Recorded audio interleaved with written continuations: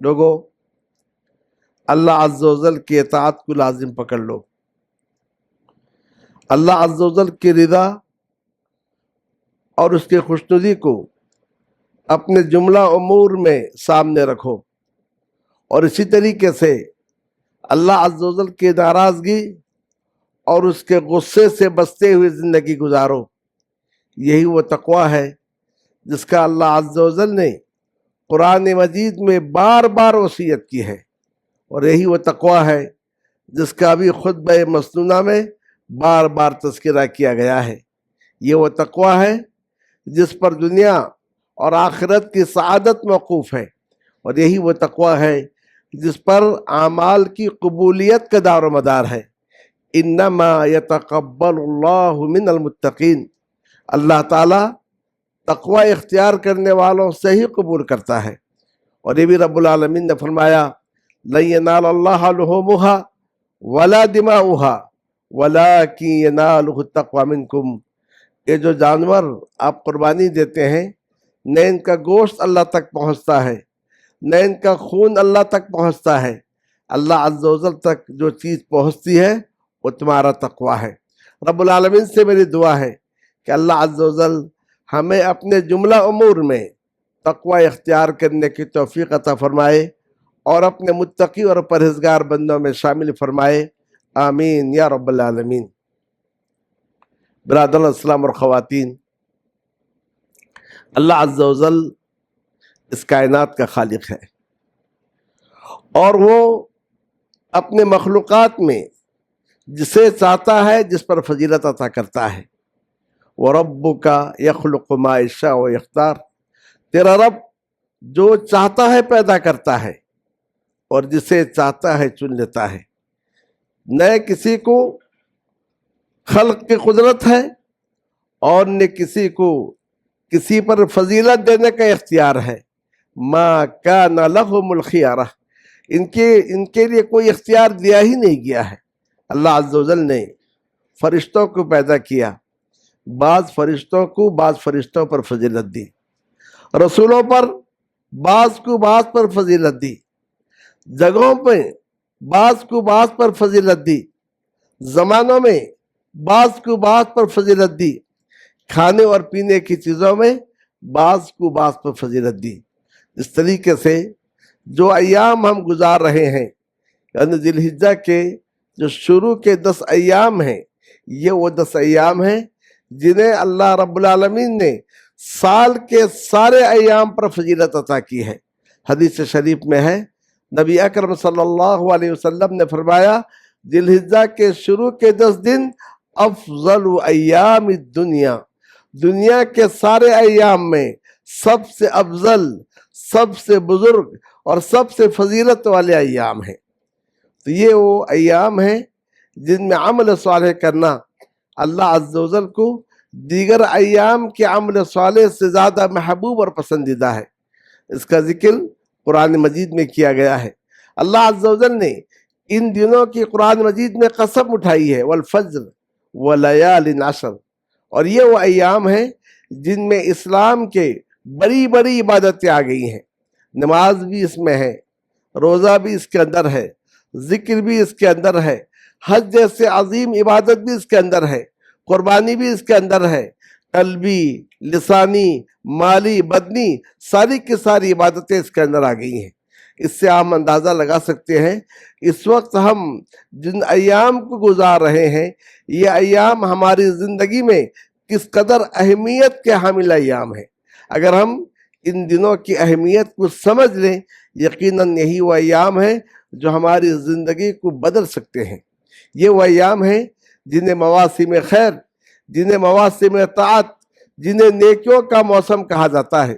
یہ اللہ عز و جل کی رحمت ہے کہ اس نے اپنے بندوں کے لیے اپنے فضل و کرم سے چند ایسے نیکیوں کے مواسم بنائے کہ بندے ان مواسم کا اہتمام کرتے ہیں اور ان میں نیکیاں کرتے ہیں، تو اللہ عز و جل اس کی وجہ سے ان کی اطاعت اور عبادت کی عمر میں اضافہ کرتا ہے، جیسا کہ ماہ رمضان کے آخری عشرہ کی راتیں ہیں، اور اسی طریقے سے ذوالحجہ کے شروع کے جو 10 ایام ہیں اس کی بھی اسی طرح سے اہمیت ہے۔ ابھی میں نے آپ کے سامنے حدیث پڑھی، نبی اکرم صلی اللہ علیہ وسلم نے فرمایا ما من ایام العمل الصالح فیہن احب الی اللہ عز وجل من احد العشر، کہ سال کے دنوں میں کوئی دن ایسا نہیں ہے جن میں نیک عمل کرنا اللہ عز وجل کے پاس ان 10 دنوں میں نیک عمل کرنے سے زیادہ محبوب اور پسندیدہ ہو۔ یعنی سال کے دیگر دنوں میں آپ کوئی نیکی کریں گے اور ان 10 دنوں میں آپ کوئی نیکی کریں گے تو اس نیکی کی اہمیت اس سے کہیں زیادہ ہوگی، اس کا ثواب اور اس کا اجر کہیں زیادہ ہوگا۔ صحابہ کرام نے پوچھا ولل جہاد فی سبیل اللہ، کیا جہاد فی سبیل اللہ سے بھی اس کا درجہ زیادہ ہے؟ آپ صلی اللہ علیہ وسلم نے فرمایا کہ ہاں، جہاد فی سبیل اللہ سے بھی اس کا درجہ زیادہ ہے، سوائے اس شخص کے جو اپنی جان اور مال کے ساتھ جہاد میں گیا اور واپس نہیں لوٹا۔ آئیے ہمیں جاننے کی کوشش کریں کہ ان ایام میں ہمیں کون سا عمل کرنی چاہیے تاکہ ہمارا وہ عمل اللہ عز و جل کے پاس محبوب ہو، پسندیدہ ہو، اور تاکہ اس کے ذریعے سے ہماری زندگی میں انقلاب اور تبدیلی آئے۔ حدیث شریف میں رسول اکرم صلی اللہ علیہ وسلم نے فرمایا العمل الصالح، کوئی بھی عمل جو صالح ہو۔ عمل صالح کب ہوتا ہے؟ کسی بھی عمل کے صالح ہونے کے لیے، کسی بھی عمل کے نیک ہونے کے لیے 2 بنیادی شرطیں ہیں۔ پہلی بنیادی شرط یہ ہے کہ آپ جو عمل کر رہے ہیں یہ عمل مشروع ہو، یہ عمل جائز ہو، اس عمل کا جواز کتاب اللہ اور سنت رسول اللہ سے ثابت ہو۔ جیسا کہ ہمارے نبی صلی اللہ علیہ وسلم نے فرمایا من عمل عملا لیس علیہ امرنا فہو رد، جس نے کوئی ایسا عمل کیا جس پر ہمارا حکم نہیں ہے تو وہ عمل مردود ہے، لائق اعتبار نہیں ہے۔ تو گویا پہلی اور بنیادی شرط یہ ہے کہ آپ کوئی نیکی کرنا چاہتے ہیں، یہ دیکھنے کی کوشش کریں کیا اس کی دلیل کتاب اللہ سے ہے، کیا اس کی دلیل حدیث رسول صلی اللہ علیہ وسلم سے ہے۔ اسی لیے اہل علم نے ایک قاعدہ بنایا، اور قاعدہ یہ ہے الاصل فی العبادت المنع، عبادات میں قاعدہ یہ ہے نہیں کرنا یہاں تک کہ کرنے کے لیے کوئی دلیل آئے۔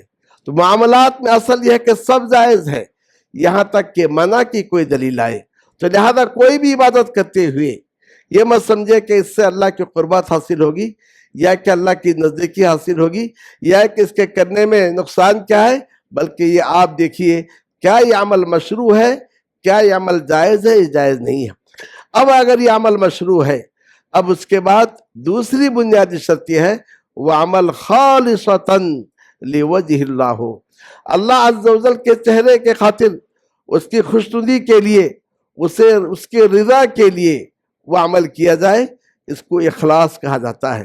تو لہذا ہر وہ عمل کہ جو ثابت ہے اور آپ اسے اللہ کی رضا کے لیے کر رہے ہیں، اس عمل کو ان دنوں میں کیجیے، چاہے وہ نوافل ہو، نماز کے نوافل ہو، یا کہ وہ روزے ہو، یا ایک صدقات و خیرات ہو، یا کہ اس طریقے سے راستے سے تکلیف دہ چیز کو اٹھانا ہو، یا کہ کسی کو بھلائی کے جانب حکم دینا ہو، کسی کو برائی سے روکنا ہو، ٹوٹے ہوئے رشتہ داریوں کو ملانا ہو، ماں باپ کو خوش کرنا اور راضی کرنا ہو، نیکیوں کے دروازے وسیع ہیں۔ تو لہذا ہمیں چاہیے کہ ان ایام میں عمل صالح کا اہتمام کریں، لیکن جہاں مطلق عمل صالح کہا گیا ہے وہی چند اور باتوں کے جانب اشارہ کیا گیا ہے۔ ان میں سے ایک بات یہ ہے، ایک حدیث میں ہے رسول اکرم صلی اللہ علیہ وسلم ذی الحجہ کے 9 دنوں کا روزہ رکھتے تھے، یعنی 1 تاریخ سے لے کے 9 تاریخ کا روزہ رکھتے تھے۔ بعض اہل علم نے کہا یہاں 9 میں 9 سے مراد 9 نہیں تاسوعہ ہے، یعنی 9ویں دن کا روزہ رکھتے تھے۔ چاہے آپ 9 روزہ رکھیں یا کہ 9ویں دن کا روزہ رکھیں، دونوں آپ کے لیے اختیار ہے، لیکن یہاں یاد رکھیں 9ویں تاریخ کا روزہ رکھنا، یہ اس کی بڑی تاکید آئی ہے۔ حدیث شریف میں ہے آپ صلی اللہ علیہ وسلم نے فرمایا کہ صیام یوم عرفہ، یہ جو 9ویں تاریخ کا روزہ ہے، احتسب علی اللہ، تو مجھے اللہ عز و جل سے امید ہے 2 سال کے گناہ کا کفارہ ہے، پچھلے سال کا اور اگلے سال کا दोनों साल का गुनाह का कफारा है। तो लिहाजा अगर हम शुरू से रोजा रख रहे हैं या कि इन दिनों में कभी रखे कभी छोड़े, लेकिन 9 तारीख का जरूर रोजा रखना चाहिए। और ये आप जान लें, ये 9 तारीख का रोजा हाजियों के लिए नहीं है।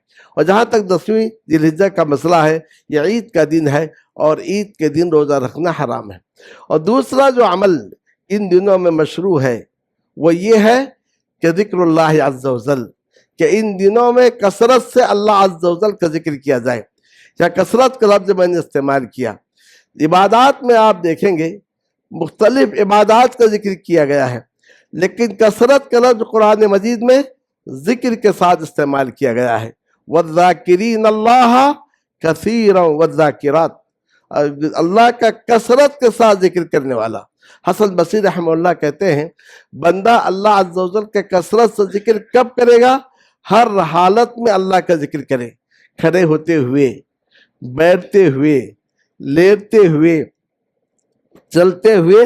जब इंसान हर हालत में अल्लाह का जिक्र करता है तो उसका शुमार कसरत के साथ जिक्र करने वालों में होता है। दलील इसके ये है, अल्लज़ीना यज़कुरून अल्लाह क़ियामन व क़ुऊदन व अला जुनूबिहिम, जो अल्लाह का जिक्र करते हैं खड़े होकर, बैठकर और अपने पहलुओं पर लेटकर। तो गोया इन अयाम में अल्लाह अज़्ज़ा वजल का कसरत से जिक्र करना है। अंदाज़ा लगाइए, मुसलमान अपने अपने इलाकों में अल्लाह का जिक्र करते हैं और इन अयाम में इन कलिमात को बुलंद करते हैं, अल्लाहु अकबर, अल्लाहु अकबर, अल्लाहु अकबर, ला इलाहा इल्लल्लाह, वल्लाहु अकबर, अल्लाहु अकबर वलिल्लाहिल हम्द। इन कलिमात में अल्लाह की बड़ाई है, बार बार अल्लाहु अकबर कहा। इन कलिमात में ला इलाहा इल्लल्लाह का जिक्र किया, इसका नाम तहलील है। और इन कलिमात में तहमीद वलिल्लाहिल हम्द को जिक्र किया गया। अल्लाह के नबी सल्लल्लाहु अलैहि वसल्लम ने फरमाया, फ़अक्सिरू फ़ीहिन्ना अत-तस्बीह अत-तहलील व तहमीद व तकबीर, कि इन दिनों में कसरत से ला इलाहा इल्लल्लाह कहो, कसरत से अल्हम्दुलिल्लाह कहो, कसरत से अल्लाहु अकबर कहो। तो गोया मुसलमान अपने अपने इलाकों में इन कलिमात को बुलंद करते हैं। और वहीं पर जो लोग बैतुल्लाह के हज के लिए जाते हैं वो भी अल्लाह अज़्ज़ा वजल के जिक्र में मसरूफ होते हैं। इहराम बांधने के साथ ही तलबिया की आवाज़ बुलंद होती है, लब्बैक अल्लाहुम्मा लब्बैक, लब्बैक ला शरीक लक लब्बैक, इन्नल हम्दा वन निअमत लक वल मुल्क ला शरीक लक। और उसके बाद जब हुज्जाज अरफात से फिर मुज़दलिफ़ा से आकर मिना आते हैं और हलाल हो जाते हैं, तो जो अय्याम तशरीक में इन्हीं तकबीरात को अल्लाहु अकबर, इन्हीं तकबीरात को और अल्लाह के जिक्र करने पर उभारा गया है। बल्कि नबी अकरम सल्लल्लाहु अलैहि वसल्लम ने फरमाया, इन्नमा जुइला तवाफ़ु हौलल बैत वस्सअयु बैन सफ़ा वल मरवा व रमीउल जमरात लिइक़ामत ज़िक्रिल्लाह। बैतुल्लाह के तरफ तवाफ, सफ़ा और मरवा के दरमियान में सई और जमरात की रमी को मशरू किया गया है अल्लाह अज़्ज़ा वजल के जिक्र को बुलंद करने के लिए। तो हुज्जाज मशाइर हज में अल्लाह का जिक्र करते हैं, अल्लाह की किबरियाई और बड़ाई को बयान करते हैं और इस बात का ऐलान करते हैं कि अल्लाह अज़्ज़ा वजल ही सच्चा माबूद है, वही बरहक माबूद है। उसके अलावा कायनात में जिन जिन की इबादत की जाती है और जिनके सामने सर को झुकाया जाता है, ये सारे के सारे झूठे और बातिल हैं। और वही ऐलान हम अपने अपने इलाकों में करते हैं। इसीलिए रिवायत में आता है कि जब जिलहिज्जा के अय्याम शुरू होते थे तो अबू हुरैरा रज़ियल्लाहु ताला अन्हु और इसी तरीके से इब्न उमर रज़ियल्लाहु ताला अन्हु बाजार में निकलते थे, जोर जोर से तकबीर की आवाज़ बुलंद करते थे ताकि लोग इनकी तकबीर की आवाज़ को सुनकर याद आ जाए और तकबीर को बुलंद करना शुरू करें। तो इन अय्याम में ख़ास तौर से जो इबादत मशरू है दीगर इबादत के साथ जो नेक अमल के दायरे में आए कि तकबीरात को ख़ास तौर से बुलंद किया जाए, अल्लाह के ज़िक्र को बुलंद किया जाए। अल्लाह का ज़िक्र ये अजीम इबादत है, वला ज़िक्रुल्लाहि अकबर, अल्लाह का ज़िक्र सबसे बड़ी इबादत है। और यही वो अजीम इबादत है कि अगर आपने ज़िक्र को लाजिम पकड़ लिया तो गोया आपकी ज़िंदगी अल्लाह अज़्ज़ा वजल की मईयत में। व अना मअहु इज़ा ज़करनी, अल्लाह अज़्ज़ा वजल फरमाते हैं कि मैं बंदे के साथ रहता हूँ जब बंदा मुझे याद करता है, जब बंदा मेरा जिक्र करता है। तो गोया जब हम अल्लाह का जिक्र करते हैं, सुबहान अल्लाह, अल्हम्दुलिल्लाह, ला इलाहा इल्लल्लाह, اللہ اکبر ان کے معانی اور اس کے مفہوم کو سمجھتے ہوئے کرتے ہیں تو گویا اللہ عز و جل کی معیت میں رہتے ہیں۔ یاد رکھو اللہ عز و جل کی معیت کے دو معنی ہیں، پہلا معنی معیت عامہ اور دوسرا معنی معیت خاصہ۔ معیت عامہ کا مطلب یہ ہے کہ اللہ عز و جل ساتوں آسمانوں کے اوپر اپنے عرش پر رہتے ہوئے اپنے بندوں کے ساتھ، کیسے؟ علم کے ساتھ، قدرت کے ساتھ، ان کے احوال کو جانتا ہے، ان پر قادر ہے، سارے بندوں کے ساتھ، سارے مخلوق کے ساتھ۔ معیت خاصہ یہ مومنوں کے لیے ہے، اللہ ان کی تائید کرتا ہے، نصرت فرماتا ہے، گناہوں سے انہیں بچاتا ہے۔ تو گویا اس ذکر سے ہمیں اللہ عز و جل کی معیت خاصہ حاصل ہوتی ہے۔ جب اللہ عز و جل کی معیت خاصہ ہمیں حاصل ہو، دنیا کی کوئی طاقت ہمیں نقصان نہیں پہنچا سکتی ہے۔ اور قرآن مجید میں اس ذکر کے بے شمار فضائل ہیں۔ رب العالمین نے فرمایا فَاذْكُرُونِي أَذْكُرُكُمْ، مجھے یاد کرو میں تمہیں یاد کروں گا۔ اللہ کے نبی صلی اللہ علیہ وسلم نے فرمایا أَلَا أُنَبِّئُكُمْ بِخَيْرِ أَعْمَالِكُمْ وَأَزْكَاهَا عِنْدَ مَلِيكِكُمْ، کیا میں تمہیں خبر نہ دوں ایک ایسے عمل کے بارے میں کہ جو تمہارے اعمال میں سب سے بہتر، تمہارے بادشاہ کے بعد سب سے زیادہ پسندیدہ عمل ہے، اور تمہارے لیے سونا اور چاندی خرچ کرنے سے بہتر ہے، تمہارے درجات کو زیادہ بلند کرنے والا ہے، اور اس سے بہتر ہے تم دشمن سے ملو، وہ تمہارے گردن کو اڑائے تم ان کے گردن کو اڑاؤ۔ صحابہ کرام نے فرمایا بلا یا رسول اللہ، بتائیے۔ آپ صلی اللہ علیہ وسلم فرمایا ذکر اللہ عز و جل، اللہ عز و جل کا ذکر۔ تو لہذا ہمیں چاہیے ان دنوں میں ذکر کو، فضاؤں کو اللہ عز و جل کے ذکر سے بسا دیں، اور ان فضاؤں کو جب اللہ عز و جل کے ذکر سے ہم بسائیں گے، در حقیقت ان اذکار کے ذریعے سے ہم اس بات کا اعلان کرتے ہیں کائنات کے اندر کہ بڑائی صرف اللہ عز و جل کے لیے ہے، کبریائی اللہ عز و جل کے لیے ہے، وہی برحق معبود ہے، وہی ہر قسم کے تعریف کا مستحق ہے۔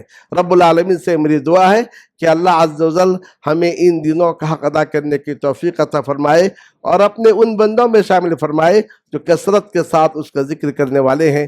بارک اللہ لی ولکم فی القرآن المجید، ونفعنی وإیاکم بالآیات والذکر الحکیم، انہ تعالی جواد کریم ملک بر رؤوف رحیم۔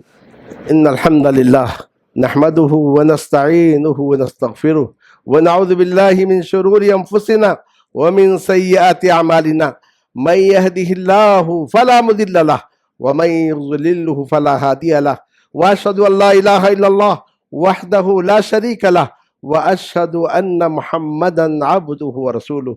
برادر اسلام، خواتین، ان ایام میں خاص طور سے جہاں روزے کا ذکر آیا، خاص طور سے جہاں ذکر کا ذکر آیا، وہیں پر ایک اور عبادت ہے، وہ عبادت یہ ہے نحر، یعنی قربانی ہے۔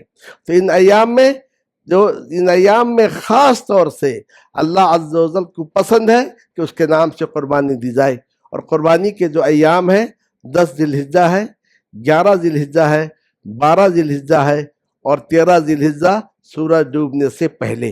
تو یہ وہ ایام ہیں جو قربانی کا ایام ہے۔ قربانی کا ثبوت کتاب اللہ سے بھی ہے، قربانی کا ثبوت احادیث رسول سے بھی ہے۔ کتاب اللہ میں ہم بار بار پڑھتے ہیں فَصَلِّ لِرَبِّكَ وَانْحَرْ، اپنے رب کے لیے نماز پڑھو اور قربانی دو۔ اور حدیث شریف میں ہم دیکھتے ہیں نبی اکرم صلی اللہ علیہ وسلم مدنی زندگی میں ہر سال آپ قربانی دیتے رہے۔ قربانی کیسے دیے؟ 2 مینڈھے کا قربانی دیتے تھے جو بڑے خوبصورت ہوتے تھے، سینگ والے ہوتے تھے، اور اپنے ہاتھ سے ذبح کرتے تھے۔ آج بہت سارے لوگ کہتے ہیں کہ مسلمان پریشان ہیں، تنگ دستیوں کا شکار ہیں، انہیں دیگر میدان میں تعاون کی ضرورت ہے، بجائے کہ قربانی دینے کے اس پیسے کو اس میں کیوں نہ خرچ کیا جائے۔ برادران اسلام، اس زمانے میں بھی تنگی تھی۔ نبی صلی اللہ علیہ وسلم نے کہا تھا کہ 3 دن سے زیادہ قربانی کے گوشت کو رکھا نہ جائے تاکہ تنگی دور ہو جائے اور لوگوں تک گوشت پہنچ جائے۔ لیکن بعد میں آپ نے جب وسعت آئی، اجازت دی، کھاؤ، صدقہ کرو، اور اس کو اپنے پاس جمع کر کے بھی رکھو۔ تو تنگی کے باوجود آپ نے قربانی کو منسوخ نہیں کیا۔ تو قربانی ایک عبادت ہے، جیسے نماز عبادت ہے، जैसे हज इबादत है, जैसे रोज़ा इबादत है, इस तरीके से कुर्बानी भी एक इबादत है कि बंदा कुर्बानी के ज़रिए से एक जानवर को ज़बह करके अल्लाह अज़्ज़ व जल का तक़र्रुब और उसकी नज़दीकी हासिल करता है। इस कुर्बानी में बेशुमार मसलहतें हैं। इन मसलहतों में एक बड़ी मसलहत का मैं जिक्र करता हूँ, वो ये है कि जैसा कि अभी आपने सुना कि इन अय्याम में अल्लाह के ज़िक्र को बुलंद किया जाता है, इस तरीके से कुर्बानी के ज़रिए भी हम इस बात को साबित करते हैं कि अल्लाह अज़्ज़ व जल बरहक माबूद है, वही सच्चा माबूद है, उसके अलावा कोई और सच्चा माबूद नहीं है। कुर्बानी का जिक्र करते हुए अल्लाह रब्बुल आलमीन ने फरमाया कि वलियज़कुरु इस्मल्लाह अला मा रज़क़हुम मिन बहीमतिल अनआम, कि अल्लाह अज़्ज़ व जल ने उन्हें जो चौपाए अता किए, ऊँट की शक्ल में, गाय के शक्ल में, बकरी और भेड़ के शक्ल में, इनमें वो अल्लाह के नाम को याद करें। अल्लाह के नाम कैसे याद करेंगे? ज़बह करते हुए आप कहेंगे बिस्मिल्लाह अल्लाहु अकबर। तो आपने अल्लाह का नाम लिया, अल्लाह के नाम से। अल्लाह सबसे बड़ा है। अब अंदाज़ा लगाएं, अगर इस शहर हैदराबाद के अंदर 10,000 कुर्बानी हो जाए और एक आदमी एक से ज़्यादा भी कुर्बानी दे, तो इन फिजाओं में अल्लाह का नाम कितने बार लिया गया है? अगर अल्लाह अकबर को कोई जिस्म अता किया जाए, ज़मीन से लेकर आसमान तक पूरी की पूरी फिजा अल्लाह की किबरियाई से भर जाएगी। तो गोया इस कुर्बानी का मकसद ये है कि जानवर अल्लाह ताला ने दिए हैं और इस जानवर को ज़बह करते हुए हम अल्लाह का नाम लेते हैं, बिस्मिल्लाह अल्लाहु अकबर कहते हैं। अल्लाह के नबी सल्लल्लाहु अलैहि वसल्लम खुद अपने हाथ से ज़बह करते थे। जब हमें भी चाहिए हम अपने हाथ से ज़बह करें, क्यों? ताकि अल्लाह की बड़ाई बयान करने वालों में हम भी शामिल हो जाएं। मगर कुर्बानी के चंद अहकाम हैं। उन अहकाम में ये है कि कुर्बानी बकरीद की नमाज के बाद होनी चाहिए, उससे पहले न हो। बकरीद की नमाज से पहले जो कुर्बानी देता है उसका शुमार आम गोश्त में होता है, कुर्बानी में उसका शुमार नहीं होता है। दूसरा ये है कि जानवर इन चारों कबील में से होना, ऊँट में से, या कि गाय बैल में से, या कि बकरी में से, या कि भेड़ में से होने चाहिए। और तीसरी बात यह है कि जिस जानवर को आप अल्लाह की राह में देते हैं वो तंदुरुस्त हो, अयूब से खाली हो।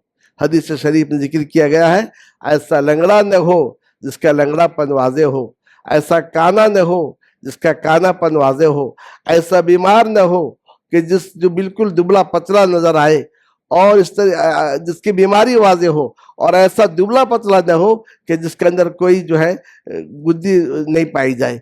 तो अलगर्ज कहने का मकसद ये है, अल्लाह के राह में हम ज़बह कर रहे हैं तो तंदुरुस्त जानवर तलाश कीजिए, और ऐसे जानवर को आप तलाश कीजिए जो देखने में आपको अच्छा लगे। आप सल्लल्लाहु अलैहि वसल्लम ज़बह करते थे कबशैन अमलहैन अक़रनैन, दो ऐसे मेंढों को जो खूबसूरत भी होते थे और सींग वाले भी होते थे। और इस तरीके से औरतें भी ज़बह कर सकती हैं, इसमें कोई हर्ज नहीं है। लेकिन एक सवाल ये है, क्या मैयत के जानिब से कुर्बानी दे सकते हैं? नबी अकरम सल्लल्लाहु अलैहि वसल्लम के जो अहादीस हैं, आपके जो फरामीन हैं, इनमें कहीं ये चीज़ साबित नहीं है कि आपने मैयत की जानिब से कुर्बानी दी हो, सिर्फ मैयत की जानिब से, या कि मैयत की जानिब से कुर्बानी देने का हुक्म दिया हो, या कि अहद सहाबा में इसके ऊपर कोई अमल हो। तो जो कुछ आप सल्लल्लाहु अलैहि वसल्लम से साबित है वो ये है कि आप अपनी जानिब से कुर्बानी दिए, अपने घर वालों की जानिब से कुर्बानी दिए, और कुर्बानी में आप अपने आप को और अपनी उम्मत को भी शामिल किए। और आपकी उम्मत में ऐसे अफराद थे जो गुजर चुके थे, और ऐसे अफराद थे जो आए भी नहीं थे। तो वह इससे ये बात मालूम हुई कि अगर आप मैयत को की जानिब से कुर्बानी देना चाहते हैं, अपने नाम के साथ उसे शामिल कीजिए। अल्लाहुम्मा हादा अन्नी व अन अबी, ऐ अल्लाह ये मेरे जानिब से है और मेरे बाप की जानिब से है। ऐसे सूरत में ये कुर्बानी होगी। सिर्फ किसी मरहूम के नाम से आप ज़बह कर रहे हैं, अल्लाहुम्मा हादा अन अबी नाम ले लें, या हादा अन उम्मी नाम ले लें, या क्या अपने बेटा या बेटी का नाम ले लें, सिर्फ मरहूम के नाम से है। अहले इल्म ने कहा इसका शुमार आम सदक़ात में होगा, आप उससे खा नहीं सकते। फुकरा और मसाकीन में इसके गोश्त को आप तकसीम कर देंगे। और जहाँ तक बहुत सारे लोगों को देखा जाता है कि नबी अकरम सल्लल्लाहु अलैहि वसल्लम के नाम से भी कुर्बानी देते हैं, या कि आपके नाम से कुछ लोग उम्रा और हज करते हैं। अगर इसमें खैर होता आप सल्लल्लाहु अलैहि वसल्लम हुक्म देते, या कि आपके सहाबा इस पर अमल करते। نہ آپ صلی اللہ علیہ وسلم نے کوئی حکم دیا ہے اور نہ آپ کے صحابہ سے اس قسم کا کوئی ثبوت پایا جاتا ہے. تو لہذا جب اس قسم کا کوئی ثبوت نہیں ہے ہمیں اس مسئلے میں زیادہ دلچسپی نہ دکھانی ہے اور نہ اس کو ثواب سمجھ کے ہم کرنا ہے. جیسا کہ شروع میں بتایا گیا عبادات میں اصل منع ہے یہاں تک کہ اس کے کرنے کے لیے کوئی دلیل پائی جائے. تو الغرض یہ جو ایام ہیں بڑے اہم ایام ہیں، اس میں روزہ بھی آپ رکھیے، اس میں نیک عمل میں آپ آگے بڑھیے. پہلے اگر مسجد میں آتے تھے اب پہلے سب کا اہتمام کیجئے. پہلے اگر نوافل کا اہتمام نہیں تھا اب نوافل کا اہتمام کیجئے، اور اس کا بھی اہتمام کیجئے تکبیر اولیٰ آپ سے چھوٹ نہ پائے. اور اس طریقے سے بہت ساری نیکیاں ہیں. تو عام نیکیوں کے ساتھ میں روزے کا بھی اہتمام کریں، خاص طور سے ان ایام میں ذکر کو بلند کریں. ہم ان مذاہب کو دیکھتے ہیں جو باطل مذہب ہیں، جو شرکیہ اور کفریہ مذہب ہیں، ان مذاہب کو ہم دیکھتے ہیں اپنے اپنے معبودوں کے نام کی دہائی دیتے ہیں، معبودوں کے نام کو رٹ لگاتے ہیں. لیکن اس مسلمان کو کیا ہو گیا ہے کہ تکبیر کو بلند کرتے ہوئے کتراتا ہے، حالانکہ اتنے آسان عبادت ہے. چلتے ہوئے پھرتے ہوئے، عورتیں کھانا پکاتے ہوئے، آپ اپنے بستر پہ لیٹتے ہوئے اللہ اکبر اللہ اکبر اللہ اکبر لا الہ الا اللہ واللہ اکبر اللہ اکبر وللہ الحمد یہ کہنے میں حرج کیا ہے؟ اس سے ہم اللہ کی بڑائی، اس کی کبریائی، اس کی عظمت کو بیان کرتے ہیں اور اس کے معبود برحق ہونے کا اعلان کرتے ہیں. اللہ چاہتا ہے کہ ہمارے ذریعے سے اس کے معبود برحق ہونے کا اعلان، اس کی نشانیاں کائنات میں پھیلی ہوئی ہیں، لیکن اسی کے ساتھ ہم اس کے برحق معبود ہونے کا اعلان کرتے ہیں. اگر ان میں ہمارا شمار ہو جائے اس سے بڑھ کر ہمارے لیے فضیلت کیا ہو سکتی ہے. یہ لفظ اللہ اکبر کوئی معمولی کلمہ نہیں ہے. انسان کے دل و دماغ میں اگر یہ بیٹھ جائے اللہ سب سے بڑا ہے، کبریائی اس کے لیے ہے، عظمت اس کے لیے ہے. آج دنیا میں جو فساد مچا ہوا ہے، بڑی طاقتیں چھوٹی طاقت ہڑپ کر کمزوروں کو ہڑپ کر لیتے ہیں، اور اس طریقے سے انسان اپنے قوت اور اپنے طاقت اور اپنے تعلقات کا غلط استعمال کرتا ہے. جب اس کے دل و دماغ میں بیٹھ جائے اللہ سب سے بڑا ہے تو اس کی زندگی میں انقلاب پیدا ہو جائے گا. ایک صحابی اپنے غلام کو مار رہے تھے، بے تحاشا مارتے جا رہے تھے. نبی صلی اللہ علیہ وسلم پیچھے سے روک رہے تھے، دور سے آواز آ رہی تھی، سمجھ نہیں پا رہے تھے. آپ قریب آئے، آپ نے کہا دیکھو اس غلام پر جس قدر تم قادر ہو اس سے کہیں زیادہ اللہ تعالیٰ تم پر قدرت رکھتا ہے. اس کے ساتھ یہ ہاتھ سے چھوٹا جو چھوٹا تھا وہ جو نیچے گر گیا. اور آپ صلی اللہ علیہ وسلم کہا اے اللہ کے نبی صلی اللہ علیہ وسلم میں اللہ کے چہرے کے خاطر اسے آزاد کرتا ہوں. آپ نے فرمایا اگر تم یہ کام نہیں کرتے تو آگ کے شعلے تمہیں اپنے لپیٹ میں لینے والے تھے. اگر انسان کے دل میں اللہ اکبر کا معنی مفہوم بن جائے، اچھا شوہر بنے گا، وہ عورت اچھی بیوی بنے گی، اچھا باپ بنے گا، اچھی ماں بنے گی، اچھا استاد بنے گا، اچھا طالب علم بنے گا، اور اچھا گاہک بنے گا، اور اچھا جو ہے بیچنے والا بنے گا. تو معاشرے میں اصلاح اللہ کے ان ناموں کے ذریعے سے ہو سکتا ہے. تو لہذا ہمیں چاہیے ان ایام فاضلہ کے جو اعمال ہیں ان اعمال کو انجام دیں، اور ساتھ میں اس بات کا خیال رکھیں کہ شریعت کے دائرے میں ان اعمال کو انجام دیا جائے. جذبات میں آ کر کوئی ایسا کام نہ کریں جو شریعت کے راہ سے الگ ہو، کیونکہ شریعت کے راہ سے الگ کوئی بھی کام ہو اس کا کوئی اعتبار نہیں ہے، بلکہ کرنے والے کے لیے وہ چیز وبال جان بن سکتی ہے. نبی اکرم صلی اللہ علیہ وسلم پر صلاۃ و سلام بھیجتے رہیے. اللہ عز و جل نے اس کا حکم دیتے ہوئے فرمایا ان اللہ و ملائکتہ یصلون علی النبی یا ایھا الذین آمنوا صلوا علیہ وسلموا تسلیما. اللہم صلی علی محمد وعلی آل محمد کما صلیت علی ابراہیم وعلی آل ابراہیم انک حمید مجید.